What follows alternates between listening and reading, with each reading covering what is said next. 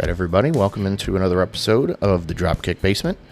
I keep saying one of, but it's your favorite pro wrestling history podcast where we break down the long storied history and put our spin on it of the world of professional wrestling.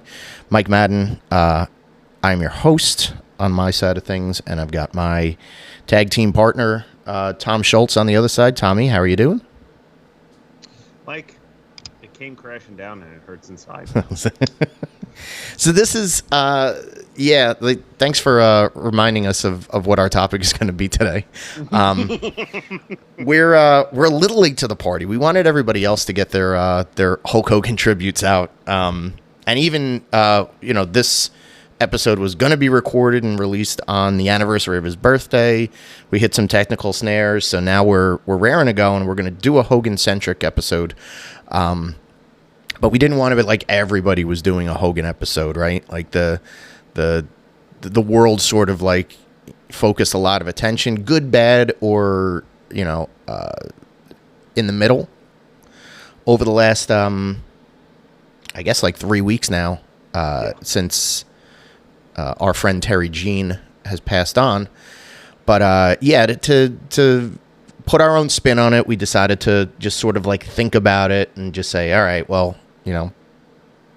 let's not be on the negative side of this, and then let's not also like just basically here's everything that happened in his career, or like but I think there's going to be enough of our spin on this episode to pay enough tribute to Hogan, and without like solely putting the focus on him and it kind of like veering into the muddy territory, which was his life away from the ring. So and I think everybody will and everybody has in the wrestling media world. I guess we're in the wrestling media world, right? Like we're in there. count ourselves as willing participants, but everybody kind of gives you the the backstory of like, hey, this is how I became a wrestling fan, and I wouldn't be a wrestling fan without Hogan, and those are conceits, and we're always going to agree with that. And like, you had the dolls when you were a kid, you had the plush guys or the toys or the posters or whatever it was. All of that is in everybody's memory bank and or their attic. So yeah, we don't have to go real deep into that. So what we've decided to do, our signature, I was going to almost call it a signature dish, but our signature move here at the Dropkick Basement has been to create the dream team of a particular topic. And we've done that now for deathmatch wrestling. Recently, we did that for deathmatch wrestling, and we've done that for a couple different topics through the last few months. So we are going to take this, basically we're going to take Hulk Hogan's Rogues Gallery of his best and most prolific opponents, high-profile opponents, and we're going to put them into the Dream Teaminator, and we're going to come up with the 12 guys that are on our Hulk Hogan Rogues Gallery Dream Team, with 5 of those being the highest level, the starters on this team. And I think we'll be able to cover a lot of topics and feel good about our technically late tribute to our friend Terry Jean. Does that make sense to you, Tom? Oh, it makes sense. And what some would say the best part of any Hulk Hogan match, his opponent. Well, I mean, the entrance music is pretty great, but yes, the opponent is what makes him. He stood out. He was the one who was selling the tickets. But it takes two to tango. You got to have a good opponent. You got to have and somebody. These guys are most of the guys that made the most money with Hogan through the years. So let's get into it. Let's get after it. We will start on the bench. First guy on the bench. We're going to start with The Rock. And he was a more recent opponent, WrestleMania 18. Yeah. out of the Toronto Sky Dome, and then again the year later at a No Way Out, No Way Out, which was the pay-per-view before WrestleMania 19. So it was just really 2 matches and then some segments on TV and interactions backstage. So I think just because there's a lot of hype behind that WrestleMania 18 match and how it was the passing of the torch, quote unquote, the icon versus icon. It was Hogan's return to WWE. He had just come back in that run up to WrestleMania. And then Rock is one of the 2 biggest stars that they had and that they had built in his absence, for better or worse, like when the business was at its hottest, it was Rock and Steve Austin. So The Rock gets the nod to wrestle him, and they have a above average match. WWE loves to tell you that thing was like so great. It was so over the top. There was so much going on to it. It's not a technical masterpiece. No, not by any means. It's built off of the charisma of 2 guys, right? And two people that wrestling fans, especially WWE or WWF fans, could like point at as these are our top guys from my childhood, and this is the top guy from the current era, and they're finally meeting in a ring, and this is a dream match. After that year of those invasions that they squandered opportunities to have real dream matches, this was really the one that they teed up and they put in the semi-main event of that WrestleMania. So what are your thoughts on Rocky as a Hogan opponent? When it comes to the more recent opponents, and especially that last run that he had in WWF, I would say it's probably the most notable. Sure, yeah, for sure.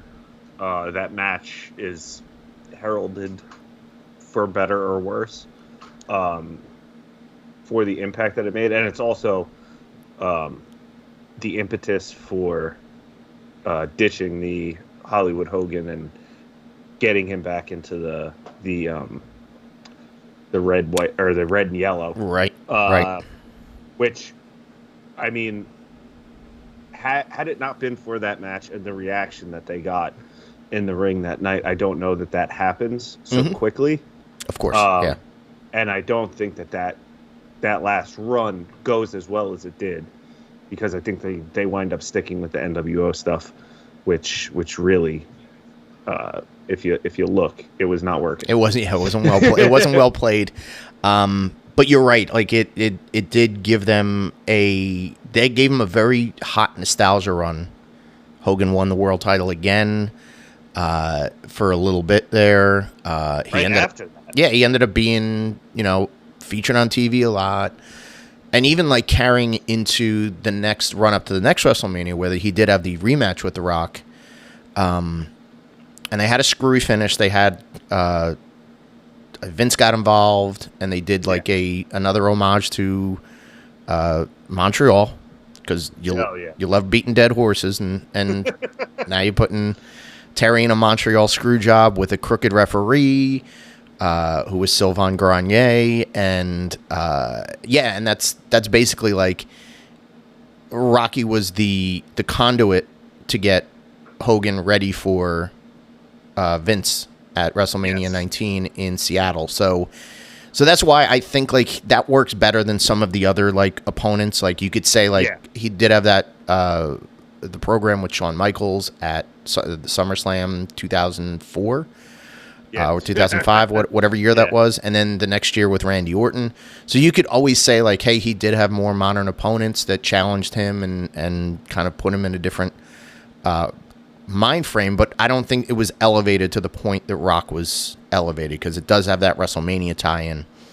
Yeah. And it becomes this thing that they go back to time and time again, that like moments happen. They love their moments. So that's why Rocky gets in on the team. And I also think like there are plenty of other big name talents that Hogan had a one-off or like you know, you could go to like Warrior, right? But I don't think that was as successful as this was. True. And I think that this of those short-lived feuds, and you know, maybe 1 or 2 match opponents of a high caliber, Rock is probably number 1 when it comes to that, you know, that short period of time that they were working. Of course, yeah. So he gets in there. The next guy that we will discuss is your favorite wrestler of all time, mentioned here many times on the Dropkick Basement. The Big Boss Man was a good Hogan opponent.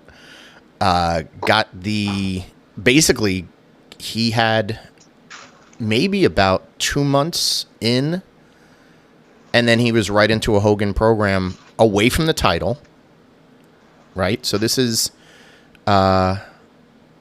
It's 87? 88. No.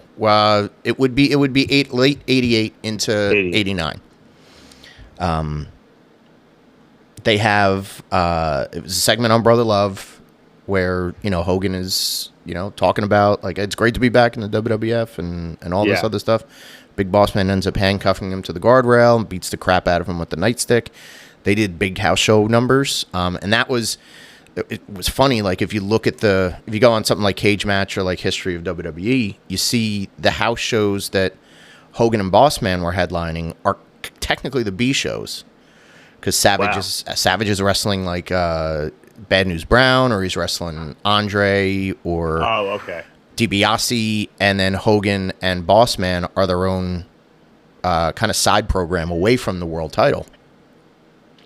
So, I mean, they still did great business, and it kind of solidified, like, hey, Hogan can still be part of this, even if he doesn't have the title, and you can put him in high-profile matches. Then they start to include Akeem with Boss Man, and they're doing tag matches against the Mega Powers, leading up to what would be the heel turn on that Friday night main event. And then again, like even after Hogan wins the belt at WrestleMania 5 from Savage, Boss Man is the first opponent, and they have the blow-off cage match on Saturday night's main event, which is an epic encounter. Yeah. Boss Man bumps his ass off, taking a suplex off the top of the cage, which, if you know anything about Hogan's work, like Hogan he wasn't really a risk taker. So for him to do that and for him to trust Ray Traylor, the Boss Man, to get up for that is that's pretty impressive stuff. So I am very surprised that worked for him, brother. Well, it's a spectacle, and that's the thing. It's like there's always like, so you've got a guy like Boss Man who's light on his feet, so it's not like he's slamming Bundy or slamming Andre, because those guys, when they worked with Hogan, especially in the 80s or around that 86, 87 run, Hogan liked to just, here's the spectacle of me picking up a big fat guy and body slamming him, right? It's a signature move in almost all of the Hulk Hogan matches. But I guess you had to do something a little bit different with Boss Man because he had agility, right? So there wasn't a big like, oh, can I get him up spot in those tag team matches or any of the singles matches that they had. It was basically like, you knew he was going to slam him. It was just, where was he going to slam him from or suplex him from, or how fast is the bump that Boss Man is going to take, how fast is he going to recover from it, and all that other stuff. So that's why it's a very interesting dynamic between the two of them as they're having this main event run, and culminating in the cage match and everything. So that's why I think, like, just the physicality of it and the ability to have a big man match that was different from a lot of your other big man matches with Hogan. So that's definitely what put him apart from all the other big men, especially at that time. There weren't outside of even just working with Hogan, there weren't in WWF at that time. There weren't guys of his size that could move the way he moved. That were agile in that way, yeah. And the way that that he and like later on when he's a babyface, you get the fast. He's going fast face. but that's when he's working babyface. When you're doing that as a heel, it poses a different threat than the big thudding monster. Yeah, the clompers, like right? Andre Yeah. or Bundy. Yeah, So yeah. That, I think that's what sets him apart from, especially at that time, from some of those guys. I always liked when he did. It's the and he kept doing the spot until, through his career. But it was basically it's the opponent is set up in like a 619. Throw it across the second rope, and Boss Man would do that run, and he would sprint. Like he's not like not a little jog like Brothers hauling ass, and he would do the drop the leg or drop the hip right on the rope, and you would get him like taking almost like a turn bump to get back to his feet on the other side. It was always impressive, and I don't think he did that much when he was Big Bubba in the NWA or UWF beforehand. So that was probably something where they were like, let's use your agility a different way. Because if you've ever seen like any of his work in the NWA, he's a bodyguard for Jim Cornette mostly. And he gets up for like a big bump at the end of a match, but he wrestled more like immobile big man in especially the NWA. I think he had a little bit more like he kind of worked out the agility a little bit better when he was the UWF champion and he was wrestling, you're wrestling guys like Rick Steiner or Sting, and you kind of have to adapt to them. But I think like at some point when he got to WWE, somebody just said, "Hey, you've got this uncanny agility. Let's work with this, and let's put together your matches to showcase how fast." Denny, see, that's the other thing. Like he got Hogan back when he went back to WCW. Dungeon of Doom, Big Bubba. Oh God. Very first Monday Nitro. That's the main event. Yeah. Big Bubba Rogers against Hogan, and they had the same chemistry. Again, I think Bubba had lost all that, or Ray Traylor had lost all that weight by that time, so it's not as impressive, the slams or the suplexes, but it's also it's still like just riding a bicycle between the two of them. So they had a good long history, and he definitely deserves to be on the bench on this particular team. So let's move right along to the next person. Not a long history with Hogan, but a lot of impact and a lot of help for this next wrestler to sort of make a name for themselves and put themselves in a superstar stratosphere. That's Bill Goldberg. Yeah. And they drew a huge rating on Monday Nitro when Goldberg had the undefeated streak, and he's coming in as the United States champion, and he's going up against Hogan in the Georgia Dome. Yeah. Packed house, sold out. Goldberg had been a football player at the University of Georgia. He played for the Atlanta Falcons briefly in the NFL. We did talk about that on our two-sport athlete episode. But he's got this wave of fan momentum, and he's got fan interest, and he's starting to get like the mainstream is talking about something other than Rock and Austin and Mick Foley and Undertaker, and they're starting to look. And obviously they knew the NWO and Hogan and Sting and Flair and those guys, but Goldberg was this rocket ship. And it was the right place at the right time to make the switch and to put the belt on him. And Goldberg, and it's not a great, again, it's another one, we'll probably say this a bunch, it's not a great match. And I don't know, maybe you'll know more than I do, I don't think they had another high-profile match on pay-per-view. They did not. After this. No, so shortly after this match, it may have been the following Sunday, actually. I can't remember exactly the dates, but Goldberg is on the undercard as the world champion. Yeah. Wrestling Kurt Hennig, while Hogan is teaming with Dennis Rodman against DDP and Karl Malone. Right, exactly. So yeah, the Goldberg stuff like happens in the middle of this big like cross promotion multimedia, and that summer they did the Karl Malone tag match. Then they go to and Goldberg's still the champ, and Goldberg was still on the undercard when they got to Road Wild, and they did the match with Jay Leno. Yeah. So this is sort of the summer that Goldberg was supposed to be getting over like crazy, and he eventually did, and like he still had like, he still a lot of like fan interest and momentum and whatnot, but there wasn't a follow up, and they were involved in angles and they did some TV stuff together, but I think Hogan was more or less like phased away from the title picture. Yeah. At that point, yeah, not until like later, early in the next year. And I think they might have done like some tag stuff on Nitro in '99, and maybe a little bit of like early 2000 when they're both, just like middling around in those cards. But those dog days of WCW that people don't like to go back and watch. Yeah. There was probably some interaction there. But this was like, so where we spoke about The Rock earlier, the passing of the torch. Mm-hmm. This was the WCW version. Yeah. Of that. Wasn't long lived, but it was. They did it on such a high profile that it made it seem like the biggest deal. Mm-hmm. Of course, yeah, and it meant a lot for his stature as basically a celebrity outside of pro wrestling.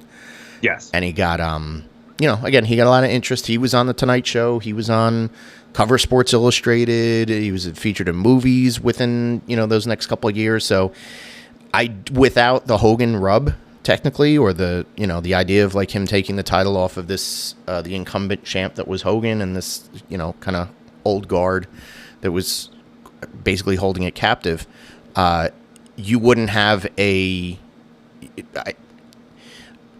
do I think he still would have been over, or would have taken a little bit of time to keep him hot? Sure, but I think this pushed him up into a level that was rarefied air and unseen for WCW opponents at that point. So that's why old Billy gets in there. So next guy that we have on our team and on our bench, The Undertaker.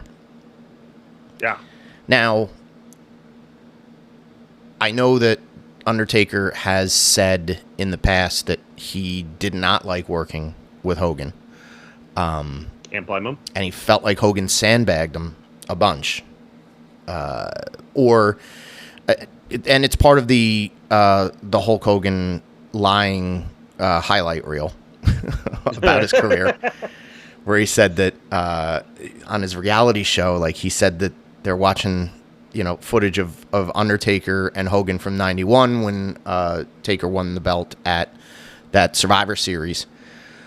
And Hogan's like, oh, yeah, I got spiked on my head on the concrete floor by The Undertaker at Cobo Hall in 1974. And it's like, your memory is shot, dude. My friend, this is not the case.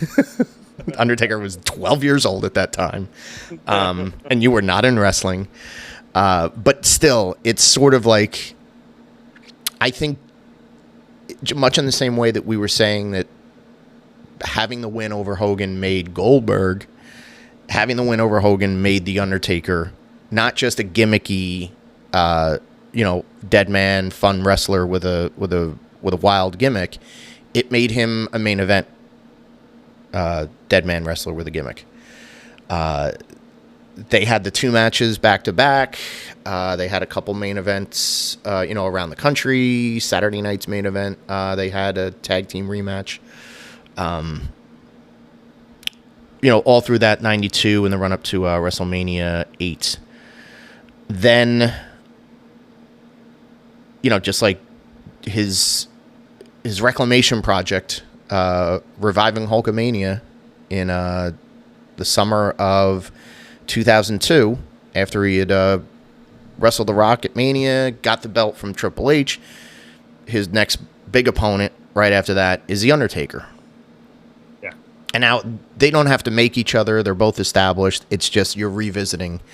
And I think this is the type of thing. Hogan's the valiant babyface. Undertaker is the bitter heel in this sense. Like, you're bringing Hulk Hogan back. Like, this isn't going to be a walk in the park for you. Blah blah blah. So there's heat there. They had the match. The match was really terrible. Horrid. And it's another one where Undertaker in subsequent interviews were like, I'm trying to get him up for like a choke slam and he's not jumping and he's not like... It's the worst choke slam that's ever been done. Yeah. Yeah. And listen, Hogan at that time is like a 43-year-old. He's broken down. His hips are busted from doing a million leg drops and his knees were shot. So all things considered, maybe it wasn't right to book him against, an almost 7 feet tall, hard-hitting powerhouse like The Undertaker. But it's still, you had to revisit that because right after, in that era, I should say, that Hogan got Undertaker to that next level, Undertaker had remained consistent as a main event guy for them, right? So there was no fade. There was no drop-off from The Undertaker. So he's still, like, basically, he's their guy. And here you are, like, on your nostalgia run. You're going to have that match. So... and it's definitely like that's the guy that takes it off him. Yeah. You know what I mean? Like, if you're not gonna do the Austin match, that the Undertaker is the only logical person. True. To then take it off of him. And they didn't have Brock Lesnar ready for it at that time. Not yet. And you look at down the rest of that roster, they're starting to do the brand split, and they're starting to like incorporate more like of that old WCW roster that a lot of the guys aren't over. So it would you would have to keep the title on them longer if you wanted to put it on somebody newer. Exactly. And which that's not going to work. And they trusted that Undertaker, and they had a vision for what they wanted to do with the world title. And their vision was Undertaker's going to have it for this brief spell. And I think he dropped it to Rocky, and then Rocky dropped it to Brock. But, you're going to put the two of them in the ring together. Yep. And they crave the moment, and they forget how awful the in-ring might be. And I think that if you really look at a lot of his opponents, that is what it's about. It's not about the match. Yeah. It's about what happens before and after the bell, not what happens. Yeah. No, not in that 15 minutes that you're, trying to. It's everything outside of the ring. Of course, yeah. That is, and that's what makes a lot of these memorable. Is it's because you remember the moments that happen surrounding them, and you almost forget about the matches because your brain wants you to do that. Yeah, exactly.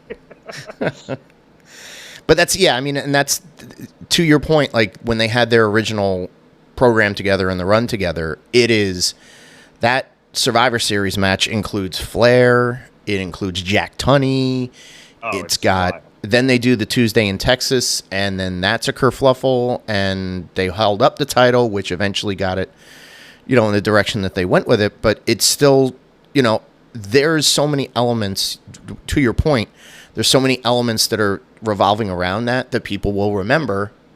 And I remember more the funeral parlor segment than I do the match itself. Yeah. You know what I mean? Yeah. And with the second run, I remember The Undertaker dragging him around the arena by a chain on his motorcycle. Yeah. And not so much that Judgment Day or whatever pay-per-view it was. Right.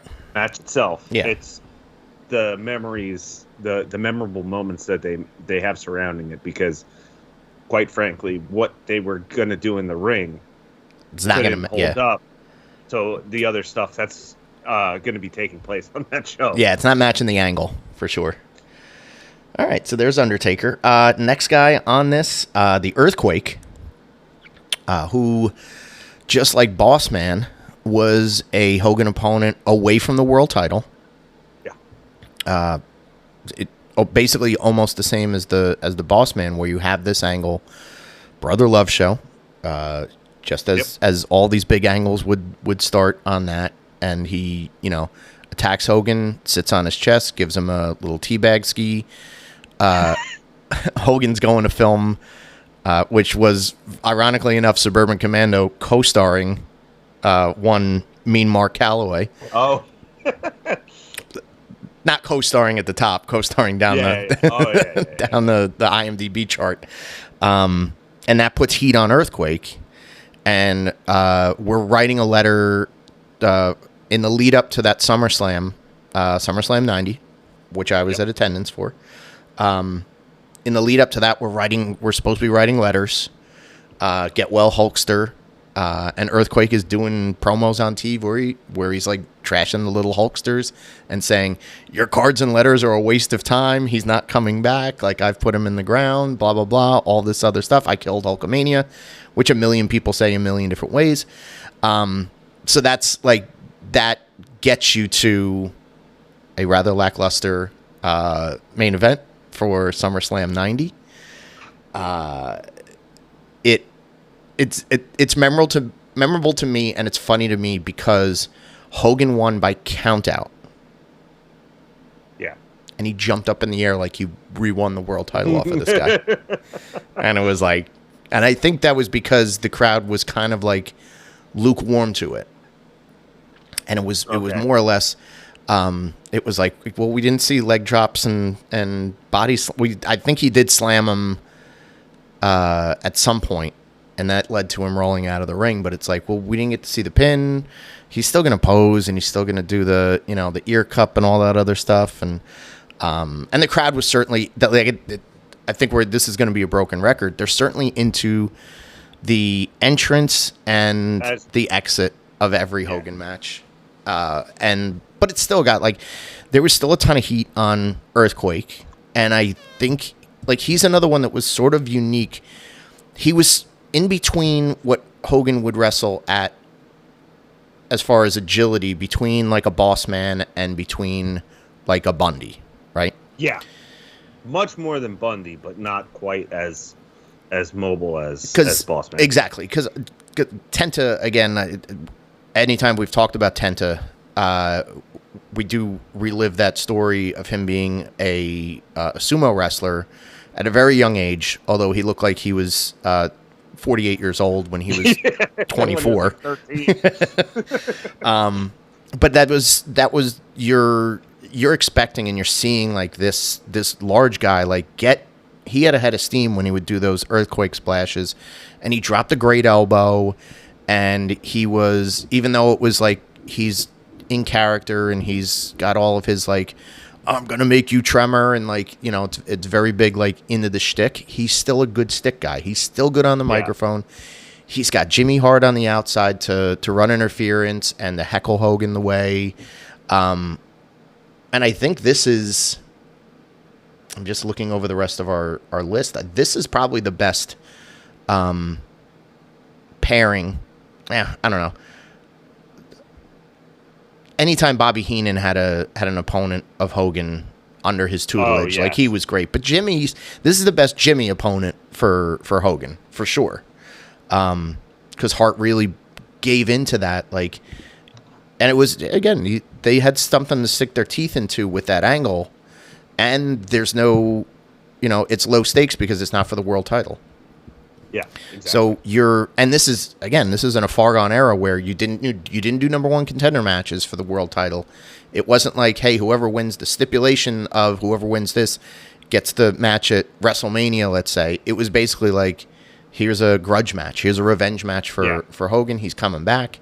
He was supposed to have Tugboat in his corner, and I think Tugboat like turned on Hogan, and that ended up being your friend, the Boss Man, who was in his corner at that time. Yeah. So yeah.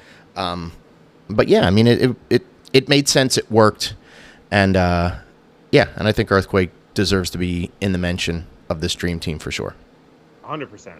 And before we move on, I'd like you to please, for the audience, read your get well letter to Hulk Hogan. Oh, I didn't write one. Shit. Sorry. Did you think I was going to write a letter to Hulk Hogan? This isn't 1985, brother. Like, as I've said a few times, summer of 1986, when the next person that's on our list turned on Hulk Hogan, it effectively cured me of Hulkamania in that July Saturday afternoon. Mr. Wonderful Paul Orndorff. He's the next guy on our bench, and Orndorff he's close to a top guy here, but holy shit, he's my favorite. I don't know. I have a couple other favorites, but like he was my first favorite heel that went up against Hogan, right? And it was like in hindsight, and the hindsight is so beneficial at this point. You see how selfish Hulk Hogan was, and what a bad friend he was to Paul Orndorff. Almost like if you could rewrite it, Hulk Hogan is really the heel in this story. So Bobby Heenan said it for years. So the history before we even get into the heel turn, Hogan comes in '84, wins the title in January of '84. His first opponent at Madison Square Garden the next month, or it might have been March, but his first Madison Square Garden opponent for the world title is Paul Orndorff, who had come in right around the same time that Hogan did in January of '84, when they had that big that big expansion to national, and they brought in. So Orndorff is originally under the tutelage of Roddy Piper, and they had Roddy Piper as a manager. And him and Hogan did great house show business around in '84. Orndorff he's in the main event with Piper against Hogan and T at the first WrestleMania. Yeah. Super memorable. Then, and Orndorff takes the pin to Hogan in that. Then you get Orndorff as a babyface shortly after that. And him and Hogan are friends, so to speak. Best friends, blood brothers. And they would occasionally, team up on TV. Then you get to the summer of '86. They're going to start teaming up on TV. Bobby Heenan's dogging Paul Orndorff and saying you're in Hogan's shadow. You're, Hulk Jr., sort of convincing him that, you're on the coattails of Hulk Hogan. And it's getting Orndorff steamed. And you know who's not there to take his phone call to prove that they're best friends? Hulk Hogan. He's too busy working out. He can't come to the phone right now. And Paul Orndorff is fuming. So he makes matches without Hogan. They famously wrestle King Kong Bundy and Big John Studd on an episode of Championship Wrestling. Hogan throws an errant elbow while he's running into the ropes, throws an elbow, hits Mr. Wonderful in the eye. Mr. Wonderful sells the eye like a champ. Hogan tries to fight off Bundy and Studd. Bundy and Studd kick the shit out of him. Hogan clears that. Orndorff clears them out. Pulls the Hulkster up to his feet, raises his hand, clobbers him in a clothesline, pile driver. Then we're off to the races on what is their, hugely successful fall of '86 and early '87 run together. They just had chemistry. Like, he brought out a really aggressive side of Hulk that not a lot of his opponents were usually big men, or they were foreign heels, or whatever it was. So Orndorff is throwing hands like crazy. If you watch, I think they had a match at the Spectrum in Philly. That's a pretty physical match from that fall, and they're Orndorff laying in clotheslines like you wouldn't believe, and knee drops and a lot of physical stuff. And he put Hogan through the paces, and he certainly established himself as a top guy. And Bobby Heenan was right next to him the whole way, shouting encouragement, making the Hulkamaniacs nervous, so to speak. And then they had the cage match on Saturday Night's Main Event, which they had to restart because they both hit the floor at the same time. And fantastic angle, fantastic TV main event for that time frame. So yeah, I mean, Paul Orndorff is definitely 100%. Yeah, he's a favorite, in a lot of ways from that era for sure. So Mr. Wonderful. love it. Next guy. So we're getting close to our starting five. So this is the last this is our sixth man on the bench. $1 Million Man Ted DiBiase.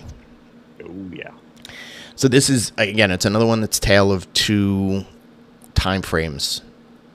DiBiase came in the middle part of '87, right? $1 Million Man, one of the greatest gimmicks that they ever put together. A seasoned veteran and a heat seeker for sure. The rich, I can buy anything. Everybody has a price. The promos, the vignettes, everything.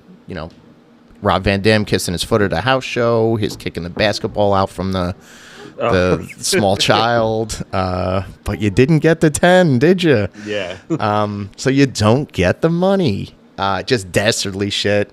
Paying opponents off to like take a forfeit loss to him on TV. Teddy was great. And then end of '87, he's like, dude, I'm buying your belt.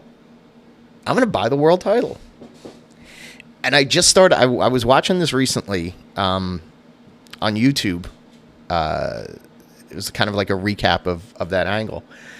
And for a week or two before, like the managers in the WWF were like, because they were jealous that DiBiase was going to do this. Yeah. So you had like Jimmy Hart and Slicker on TV. They're like, there's no way. You can't let him just buy the title. I have guys that are in front of him as number one contenders. Like, how dare he think of this? So not only does he have the heat that he's created with the fans, now he's got the heat amongst the heels. That's awesome. And it was just, and I think they did like a backstage segment with like Sean Mooney not Sean Mooney, but like Craig DeGeorge, one of those other scrubs, tried to interview Hogan about it. And they were like, well, what are you thinking, Hogan? And he's like, I'll tell you my answer next week. Like, I have to think about this, And it was almost like, well, holy shit, might he sell the title? And you're thinking of this scenario of like, all right, if DiBiase can buy the title, well, what else can happen in this company? Hogan obviously turns it down. Hell no. And everybody goes nuts. Leads to the DiBiase involvement with Andre the Giant, as he basically had made the side deal with Andre for that Friday main event, which drew a huge rating on television. Hey, man, if you win this belt, you sell to me immediately, right? And Andre's like, you got it, boss. And that's exactly what he did. Throws everything into turmoil. There's crooked referees. There's chaos. There's Jack Tunney announcements leading to the tournament at the next WrestleMania.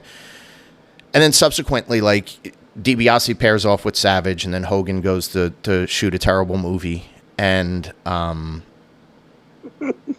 but they reconvene at SummerSlam. Yes. Mega Powers, Mega Bucks. This issue isn't dead.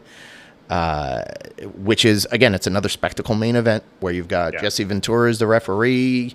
DiBiase's obviously going to pay off Jesse Ventura. Like, it's, so that's, but like, just at the core of it, you have DiBiase as a thorn in Hogan's side, because it's not that he can and DiBiase could certainly out wrestle him. Like, in a walk. And even Hogan probably understood that, but you have something far beyond it where it's like, now it's not just I'm going to out wrestle you. Like, I am out thinking you, and I can outspend you to throw you into turmoil. Making Hogan the All-American, like, I'm sticking to my guns. So it certainly gave him his due. Then they ran it back for the lead up to WrestleMania 9 with DiBiase and IRS, basically taking out Beefcake, who had just come back to wrestling after his face got smashed. And then they had that tag team match in the undercard, and things went haywire at the end of that night, away from Ted DiBiase. But Ted DiBiase, so that's what's pretty solid about Ted, is that, like, it doesn't matter like what time frame that you're thinking about it. You could always put a Ted DiBiase against a Hulk Hogan, and people are going to buy it, and it makes Ted a far more important person. Or I think with DiBiase, when he was in late '87, it sort of like speed runs him to that world title picture a whole lot faster than trying to build him the natural way. So exactly. Yeah. The gimmick, perfect, and the main event angle, still one of the all-time. All-time greatest. Yeah. So let's move along to our top 5, our starters for this dream team of Hulk Hogan's Rogue Gallery, and we're gonna start with Sting. Yes. Now you've talked about Sting. You've talked about Sting in a full episode tied to his AEW retirement. Yes. And give me your recollection of Sting's involvement in the very beginning of the NWO angle and how it led to this big main event that they had. Oh, so you have Sting as part of the Team WCW against the Outsiders. Obviously, you get the Hogan heel turn at the end of that match to form what is then known to become the NWO. From that angle, you have Team WCW questioning whether or not Sting is loyal to WCW or if he was seen with the NWO. Causes Sting to go away for a while and turn into the Sting that I would say that is best known by the majority of wrestling fans as the Crow Sting character. Yeah. Who for I think over a year didn't speak. Would only be seen in the rafters of the building. Was not competing. Yeah. Very often. And was kind of the foil to the NWO. This was really... Now, you do have... In the midst of this, you do have Hogan losing the title to Luger. True. And I think that was to pop a rating. I don't think that they really had any faith in... Oh, no, yeah. And I also think that had they not have done that, the Sting win would have been even bigger than it was. Yeah. And the fact that they fucked that finish up so bad. But well, let's talk about that. I think that's a key component to this. And again, it's obvious that like Sting in the build, everything, he's a great opponent, but I think some of the shine comes off of it because that finish was so wonky. It was wonky because Sting was, from all accounts of what you hear years later, Sting was supposed to go over clean. Yeah. And there was a change of heart day of, or soon... Around the time of the show, there's a change of heart. That doesn't work for me, brother. Correct. And then you have to have a fuck finish, which they don't execute at all. Yeah. So it does, like, that moment could have been, I think, even bigger than the Goldberg moment, because I do think the Goldberg win on Nitro was like the biggest. That was like the biggest payoff.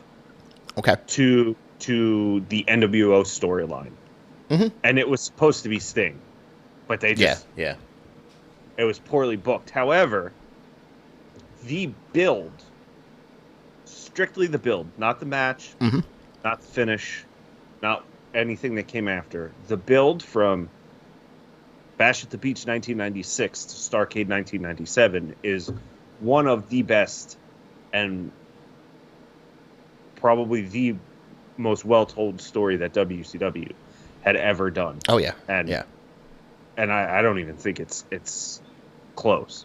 Well, and I don't know that it would work with anyone other than Sting because I don't think that anyone could have portrayed that character. And he's synonymous with WCW for a decade before Hogan got there. And the other guys that were in the match on Team WCW are guys that either came from the WWF, or left WCW to go to the WWF, and then ultimately made their way back. Oh yeah. So he was really the only tried and true. Oh, he's the glue in the whole Team WCW character throughout all of the NWO storyline. I agree with you. Yeah. No, right, and you're right. I think like just like any other opponent, like the story that was told outside of the ring is what makes Sting memorable in that ramp up to the world title match, which was a disaster. Then they still did business a few other times. There was Sting. I mean, a few months later, I think they did. He won it back at Super Brawl or one of, I forget which show it was. Which also like that's another thing that just like kind of like halted the momentum. Is you're gonna do a rematch, and I get it. You want to do the rematch, but the rematch should be to get Stinger over bigger. And they were just like, nope, we want the belt on Hogan because we have this idea, and then that led to Goldberg. But and then in '99 and 2000, they were in each other's orbits. Dying days of WCW. Yeah. Wrestled each other in TNA 10 years after that. Completely forgot. And did goofy antics. And it was just, at that point, it's just two old men that are kind of like, they're just grasping onto a main event spot or a high profile spot. So it isn't necessarily compelling or memorable, other than it gave us Sting in the heel mode where he's got the Joker makeup on, which is laughable. But it's, I think he very much deserves to be in this discussion because that was a big pay-per-view. That Starrcade 97 was a big deal for WCW at the time. They had just gotten Bret Hart, who was hot off of the Montreal screw job, and the less said, the better on that. But Fuck that up too. but that's the thing is like you have the two biggest guys like that had been in each other's orbit in WCW, vying for that title at that Starrcade, the signature event, and you threw it out the window. But it still made for some compelling TV. So kudos to Sting for being on the list. Moving right along, we will now go to the next huge Hogan opponent, a guy that he, again, just like Sting, just did business with everywhere he went, Ric Flair. 91, Flair comes in with the NWA World Heavyweight title belt, real world champion, the easiest feud you could have done in pro wrestling at that time, and what should have been, we have discussed this again, we've talked about this on the podcast. Yes. Is Hogan versus Flair at WrestleMania 8. They probably could have done big business. Vince got cold feet. They worked house shows. They worked angles with each other on television. As we said, like Flair had a hand in Hogan dropping the belt to the Undertaker. Flair wins the title, last eliminating Hogan and Sid Vicious at the Royal Rumble '92. The greatest Royal Rumble of all time. And then they're still building heat with the two of them on TV, on house shows. You got a poster that's out that's showing Hogan versus Flair, and it just makes sense. But they got cold feet. They split them up. That's Flair's first world title in the WWE. And in that lineage, it solidified, like absolutely solidified Flair as like he's worth everything that you spent and all of the machinations behind closed doors to like get him here and keep him here. So it justified. It absolutely justified bringing Ric Flair in at that time. Roles are reversed in WCW in '94. the big hoopla around Hogan signing is directly tied to Ric Flair winning the now unified version of the WCW when they had all those junk belts that were sitting in. God, we do have to do an episode about like 93, 94 WCW because that is boy. They have some great wrestlers on that roster, but the top title situations are like it's like a hand grenade went off in their booking room, and they were like, "We have too many belts. There's an NWA. There's an international. We're renaming this one. This one's the top belt on TV." It was just 16 different tag team champions. Yeah, and you got tag team titles changing at like Disney tapings before they're on pay-per-view, and it was just so gross. But at the end of the day, when we finally merge at the top and we've got, one true title to rule them all, that's when we have the real kickoff of the Flair and Hogan story. And they're good opponents, and that actually, I haven't really said this a lot, but that first Ric Flair Hulk Hogan match at the Bash at the Beach in '94, that's a very good match. Sherry Martell's managing Flair at the time. She takes some great bumps in that because Sherry would be up for anything. It's a lot of fun. There's a lot of like a Hogan buffoonery in it, but Flair's a great opponent because now you've got somebody in ring. Like DiBiase was great, Orndorff was great, like in ring guys. We talked about Boss Man, but Flair, he just knew how to kind of ramp up that dastardly, dirtiest player in the game vibe around Hogan to really make sure that everybody was on Hogan's side. And again, he's an outsider coming into WCW. He's very beloved. Yeah. He's a cultural icon. All the accolades as he walks in the door, and he's going to win the title on his first match in, but it's Flair that does because Flair's the one that wanted him there to begin with. Historically said, hey, we can compete. I can talk to Flair. I can talk to Hogan and see if he wants to come in, and we can compete with Vince if we bring Hogan on board. We take the opportunity to bring him in. There's bad blood between Hogan and Vince at that time, so it's absolutely it's a layup to put them in a program together and feud over that title. The feud with Flair was almost like 2 years long, though. Yeah. And they, goddamn, the first year of Nitro is such basically it's an elevator. That's insane. Ups and downs. There's really fun angles and great matches, and a lot of your undercard that they relied on for that, 83-week run beating WWE.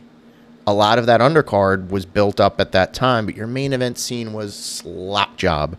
Yeah, it was the Hogan and Savage show. It's against Flair and the Horsemen and the Dungeon of Doom and fucking Beefcake and all of this other mess. But at the core of it is you still have, again, you have Hogan and Flair kind of circling each other in all of this other murky mess. Hogan turns heel. Flair is now one of the Mr. WCW guys all of a sudden, who's like, hey, we got to save this place. Kind of is a tweener, gets involved with the NWO, gets himself spray painted, and gets the dog shit kicked out of him a bunch of times. And it's basically like a Hogan fall boy for, another like year or 2 years, like on and off. Like if they really needed to like get something going, the core of it would usually revolve around like whoever Hogan is most comfortable in the ring with. And if you reverse the roles, and especially if you're doing it in the Carolinas, Flair is the perfect opponent. But now Flair's going to take so much abuse in the lead up to this because the NWO has to look strong as hell. Yes. It's even worse in like late era WCW because you got for a while their teammates, and then Hogan's back in red and yellow, and Flair's back as the dirtiest player in the game. And he's wrestling in street clothes every time. Right, and he wants to be the president of WCW for some fucking reason. And And it just like they lost the directions, and they lost the directions, and they had 6 million screws on the floor, and this bookcase was not put together. So, what makes it even better is these two couldn't quit each other. No. There's another opponent on this list that really can't quit, Terry Jean, but Ric Flair is so tied to him. They're in WWE together. Hogan is with the NWO. Flair is the GM or the owner of Monday Night Raw or something, some rigmarole, and they're on TV together. They're having dumbass matches. They get together again. TNA, the graveyard. They get together in TNA again, opposite each other, and I actually like. I know a lot of people kind of want to shit on that time in TNA. Ric Flair was very fun in TNA. Yes, he was. I'm putting Ric Flair over in TNA. So yeah, he was. They were up to their old tricks. Flair had famously not wanted to retire in that match with Shawn Michaels, but Vince wanted no more Ric Flair in on his shows. Whoopsie daisy. Hey, let's go to Australia, brother, and do a couple matches in Australia. And let's bleed buckets in Australia. Flair has, since Hogan's passed away, like Flair has said, he's one of my greatest opponents. We did so much business together, and he's absolutely right. Like they played off each other very well. So you can't have this list without Ric Flair. He's a great Hogan opponent. Did we need all those matches? Probably not. No, but we could have done without 50% of them, and he still would have made the list. But yeah, I think the longevity that they had together has to put him up as one of the top 5. Of course, yeah. He's a key guy for both their careers are interlinked. So let's keep the top 5 going. Roddy Piper. Oh yeah. I know. Just a man who was in the orbit, but also politically could match Hogan's backstage politics, note for note. Yeah, right. I ain't doing no jobs for Hulk Hogan. I'll wrestle him all, and they wrestled all over the country in '85. Basically, I think the blueprint for how to build a heel opponent in New York before Hogan got there was get him hot on TV, have them basically say, I'm here to win the world title. Over the next 6 months, he's got angles or matches with Backlund or Bruno, and then that heel cools off, either has another opponent or he goes to another territory, and you're done with him. So it's short stints. 84 is when they just threw the playbook out the window. They were like, if we're going to make this national, we can't just rely on the business we're going to do in our top arenas in the Northeast. We have to think, how can we stretch this and make an opponent over a 12-month period or an 8-month period in a lead up to something bigger and stronger? Piper's in, as we said about Orndorff, basically in that January, Piper's in as a manager. He's doing the Piper's Pits. And really, the behind the scenes story was Piper had that. He had the dog collar match at Starrcade '83 with Valentine that November, and he really had severe inner ear damage from the match and actually some of the angles leading up to it. So he did have to dude's equilibrium was kind of screwed up. So they were like, maybe you should just be a manager for a while, and what else do you want to do? And he said, give me a microphone and 4 weeks, and if this doesn't work, you can fire me. And he created Piper's Pit from there, and didn't interact with Hogan on Piper's Pit until they got closer to War to Settle the Score and the ramp up to that. And I think they had some occasional house show matches that were obviously disqualification or count out finishes, no pinfalls. Because Piper's smart. Piper was smart and said, if you want me to be the main event and you want me to still be a strong heel, I'm not gonna take a dive to a leg drop. I'm solidifying myself here, and I'm not doing it. But then they get to that WrestleMania season. They're involved with the whole kickoff of Rock and Wrestling and the formation of it. And you want to talk about like mainstream media stuff. Piper was all over mainstream media. He's the villain in the cartoon for the Hulk Hogan's Rock and Wrestling. He's doing guest VJ spots on MTV where he's trashing every video that comes on like during the hour that he was on there. He's on talk shows. He's doing Saturday morning cartoon like previews where he's totally gimmicking up and he's verbally sparring with like Pee Wee Herman, and Pee Wee Herman saying Hulk Hogan's name, and and then you have WrestleMania, and then the year after WrestleMania, it's all Piper and Hogan is all anybody could talk about. Fun fact, other than the match that was the War to Settle the Score, which was simulcast on MTV, Hogan and Piper did not have a singles match at Madison Square Garden during their entire tenure there. Wow.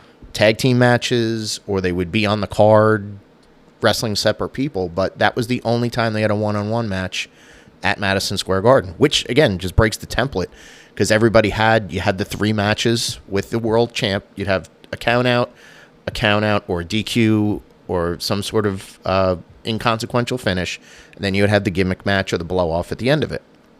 And Piper he was like, no, we're gonna horn this around the country, and we're gonna do different markets. And yeah, I might take a beating from Hogan, but I'm not taking a pin. Yeah.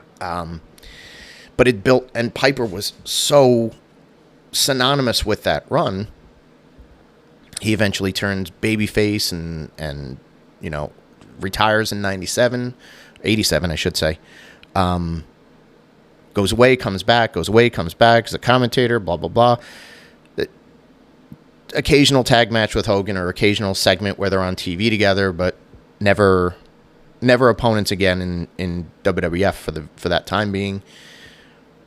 Hogan, NWO, heel turn, random episode of Nitro with very little fanfare. Here comes Roddy Piper. Yep. And it's like, I knew you were a fraud to begin with. I knew you were bald. I knew you were, there's no you without me. Like, so there's real, like, you could tell there's real heat, and you could tell that they want to do this in, just like Flair, in the reverse of positions. Now you've got a babyface Piper in a different company going up against the monster heel in Hogan, world champion. They have some of the worst matches. Oh boy.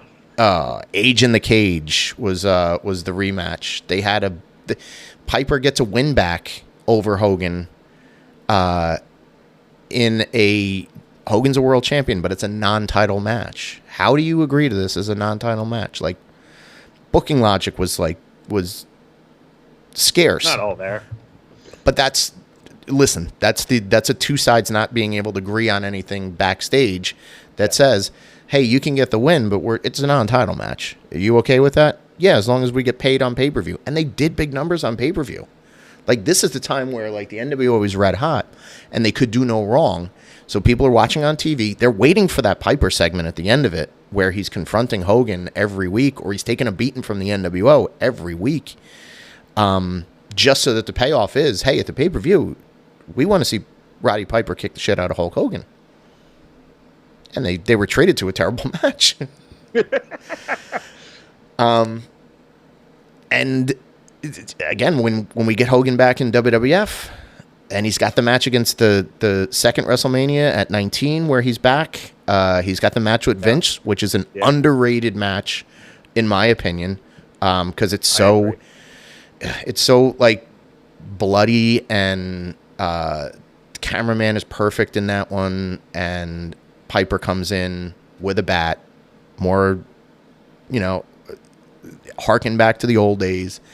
And then they had a little program on TV. Again, another back and forth, and Hogan is Mr. America, all that schlock. But there's an entanglement with some of these top line opponents that it makes sense to go back to, because you're going to make money all the time with the same people. Yeah. And again, it's just Piper verbally is like, he's the one person I think that gets the upper hand on Hogan more verbally than anybody else has done. Even when he wasn't allowed to call him bald in 84 and 85, he would still figure out ways to rattle Hogan's cage and get the upper hand. So yeah, like, he's a key guy. 100%. He's a key guy. And another one that just, as you said, the timeline had just, they are always tied together. He's always going to pop up. Probably much like the next guy. The next guy, Andre the Giant. There's a lot that can be said about the development of Hogan as a pro wrestler. If you go back to 79, his first money program in, I think it was Pensacola or the Alabama territory. He is Terry the Hulk Boulder, a giant heel, and his opponent is Andre the Giant coming into that territory. And Andre had done this was the time where Vince McMahon Sr. is booking him, but he's booking him out to his partners within the NWA, and the AWA. So everybody was like, paying Vince Sr. an amount of money so they could have Andre. And Andre had a schedule, and he was international. He was the biggest sports attraction in pro wrestling. Never had to have a title. Was just always, if you brought Andre in for your big card in your local territory, you were gonna sell it out and make more money in that one weekend than you did in the past 10 months of your year. So yeah, that's what they were building in the South, and they had an arm wrestling match on TV where Hogan is wearing flip-flops, by the way. Nice. And Andre's wearing cowboy boots. That's not great footwear for an arm wrestling match. I gotta say. But so there it is. There's like the kickoff of this relationship between the two of them. They do cycle that was cycled on TV through every NWA territory. It was showing that Andre was defeatable. Hogan, hit him with something during the arm wrestling and then beat the shit out of him with the chair. He threw the table on him, and you're basically building up Hogan as the big man opponent for Andre. They wrestled the Superdome in 80 or 81 together. They had done a couple things in Japan. So they're already interlocked before they even get to Shea Stadium in 1980. And Shea Stadium in 1980, they're on the undercard in a match that it's the first time that Andre had taken the body slam in the WWF, and that was Hogan. Despite what they want to tell you is that he had never been slammed until 1987 by Hulk Hogan. Andre took 1 million slams from 1 million people in different places. But it's still like that's the scene in that Shea Stadium show where you've got now you've got something that's a real opponent for Andre, and they did some business in Philadelphia, Washington, D.C. So it got Hogan on the map, and it got Hogan noticed. Actually, it got him noticed for Rocky III. Everything, all the momentum for Hogan comes full circle. He's the champ. By the time they get to 87, Andre does the heel turn that no one saw coming. Mark my words, in that time, nobody saw Andre the Giant as the bad guy. He had never been a heel anywhere other than Japan. He had never been a heel. because he was portrayed as lovable. He's an attraction. He's the big smiling giant who, you know, if you piss him off or you cut his hair, he's gonna do you in and he's gonna sit on you. But here's the first time he's paired up with Bobby Heenan. Again, it's just Bobby Heenan is the perfect sounding board for somebody who wants to go against Hogan, and he can justify it. Hey, this man was your best friend, and he was undefeated. Again, bullshit. And you never offered him a title match. You're very selfish. You're this, you're that. So Heenan's lining all of this up, and Heenan was perfect in that build to that WrestleMania 3. I think more so than anybody else, Bobby Heenan sold tickets to that show. Correct me if I'm wrong, but I will not correct you. He's a key component to everything, because Andre wasn't. Listen, he's not a smooth talker.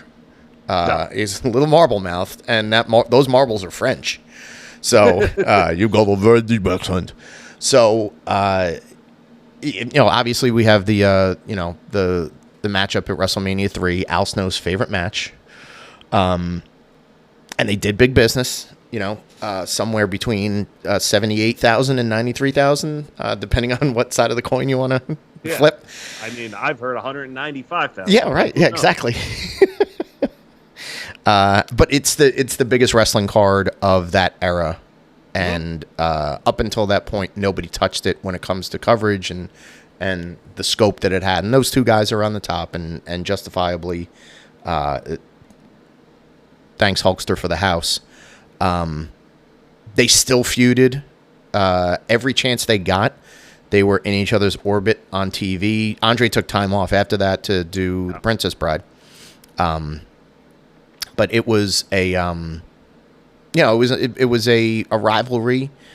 As we said, he got entangled in the Ted DiBiase stuff. Gets the TV match on the main event where he drops the title. Hogan drops the title to Andre, then sells it immediately to DiBiase. There's so many instances in that time frame that like those two are fused, right? And they were always business when they were fused, because I still think fans were getting like they were getting used to Andre as a heel, and Andre he's the only real threat because of his size to the mythology of Hulkamania. So you'd be stupid to say like, hey, let's blow this off at WrestleMania 3 and they'll never touch again, right?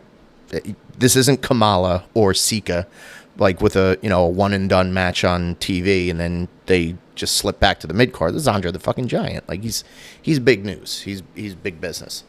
And I think what makes Andre such a significant opponent for Hulk Hogan is that if you spoke to the casual wrestling fan, they would tell you that last 2 minutes that you were just talking about of Andre the Giant as a heel, Hulk Hogan as, the immortal one.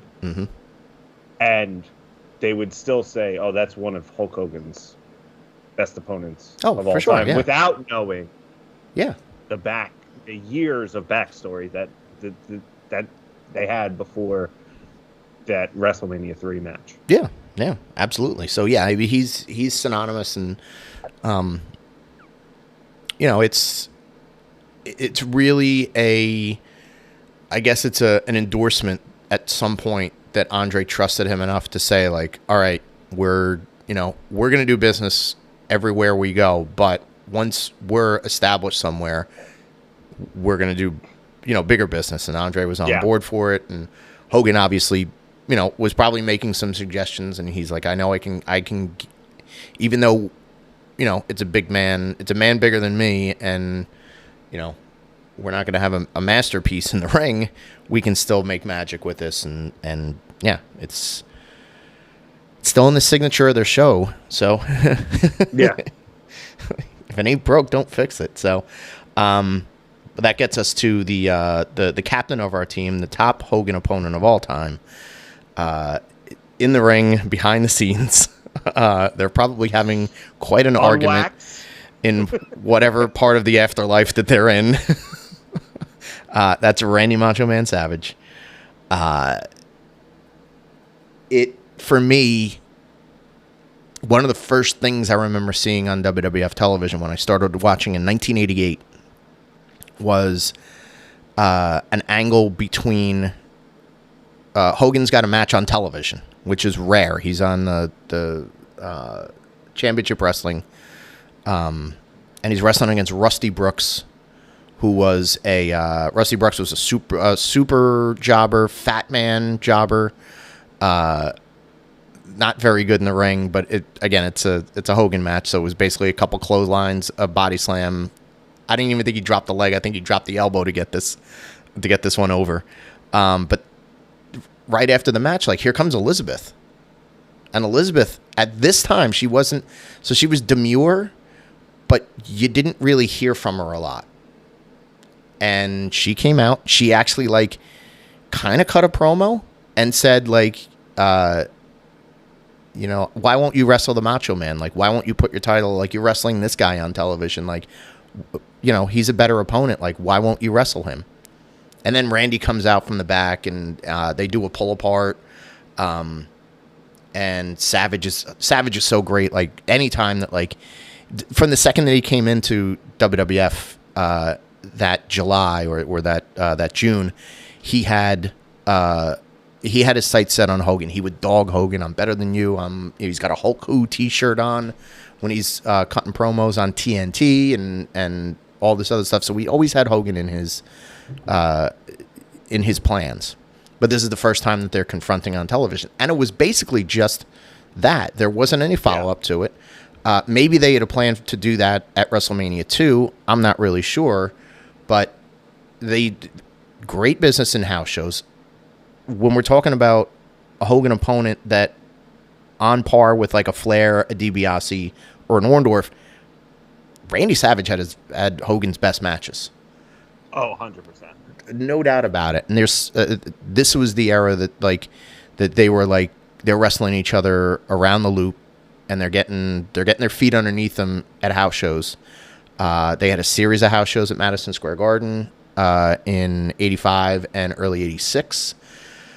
They had and they had this business, sort of like under their grasp for a while. Up to the point where Savage turns babyface in '87. We've got the angle with the Honky Tonk Man and Savage wrestling for the IC strap, and Honky Tonk and the Hart Foundation are getting the jump on Savage. Elizabeth goes to the back. Who does she bring out? Old Terry Jean to save the day. Mega Powers start. They do that handshake 9 times during every segment of that of that Saturday Night's Main Event. They're at this point they're linked as friends, partners. Savage starts to get the momentum. He's got the rocket for WrestleMania 4. Wins the belt in the tournament. Hogan absolutely. Savage is justified in saying that Hogan stole a spotlight from him in that match. He's got chairs. He's hitting DiBiase with it. That sets up the elbow drop. And then, he doesn't just leave the ring after Savage wins the title. He's got to run outside and grab the belt for Savage and then put it on him. And then, he's standing there pointing at Elizabeth and Savage. So Hogan was certainly trying to yank that spotlight. Again, as I mentioned before, when I talked about Paul Orndorff, Hulk Hogan is a bad friend. But this is the coronation of Savage at WrestleMania 4 is we're on the on-ramp to the first big business main event, Hogan Savage at WrestleMania 5. Same place, Atlantic City.